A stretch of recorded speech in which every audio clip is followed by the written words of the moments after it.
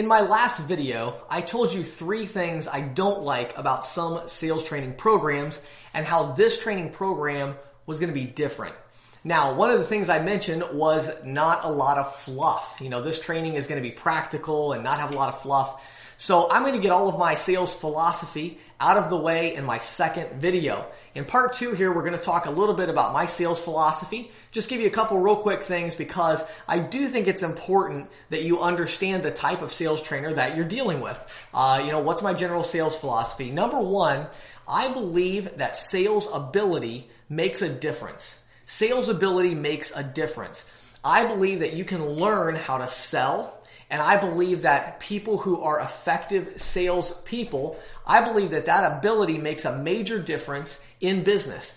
I talk to small business owners and large business owners alike on a regular basis. One of the things I found is that they're all looking for good salespeople. I had one of the first businesses I ever had was a business designing, putting up Christmas lights. We would install Christmas lights for high-end homes. People that have large homes would want us to come out and decorate their home for Christmas. When I had that business, I was personally out making the sales. And so I was closing new leads that I would get in at 40 to 60%. And after I left, I sold that business to my brother-in-law. And I recently spoke with him and helped him get a good salesperson in there to sell those leads.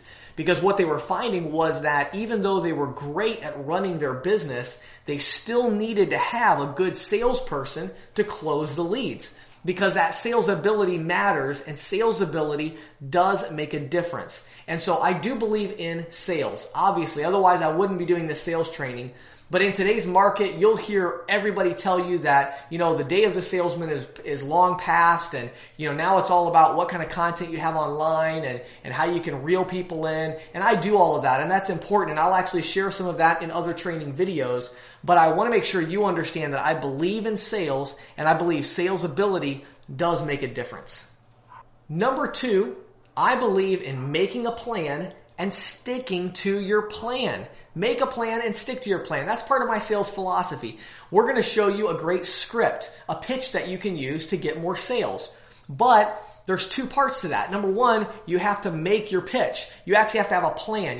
Write out your plan. What's your plan going to be? What are you going to say when you get to the merchant's location? And then number 2, you have to actually stick to your plan. You have to execute the thing that you said you were going to do in the first place. And so I believe in making a plan and sticking to your plan. Finally, number 3, I believe it's very important that you move from stage to stage in the sales process. Now let me explain what I mean by that. One of the biggest mistakes I find with brand new agents in the merchant services industry is that they walk into a business for the first time and their goal is to make a sale. Well, that's not the right goal that you should have. Your goal right now isn't to make the sale because that stage in the sales process, that takes place down the road a little bit. Now, you might make a sale on your first visit, but that shouldn't be your goal when you walk in the door. When you walk in the door, your goal should be to meet the business owner. That's your goal. Why? Because that's the first stage. Your first stage is to meet the business owner. Now, when that's your goal, all of a sudden it becomes easier to accomplish your goal because you're just trying to meet the business owner. You're not trying to make a sale. And so you won't be as nervous when you walk in because that's your goal. As soon as you meet the business owner, well, now you've achieved that goal, but now you have a new goal. Your new goal is to obtain a processing statement. Obtain a processing statement. So you want to meet a business owner, then your goal is to get the processing statement. It's still not to make the sale because before you can make the sale, you have to understand if you can save them money and if there's any value in this proposition for the merchant. So number 1 is to meet the business owner or to talk with them over the phone to get in contact with the business owner. And then number 2 is to get a copy of the processing statement so that you can do a cost analysis and a savings summary, whatever your company calls it. You need to know what is the value for this merchant.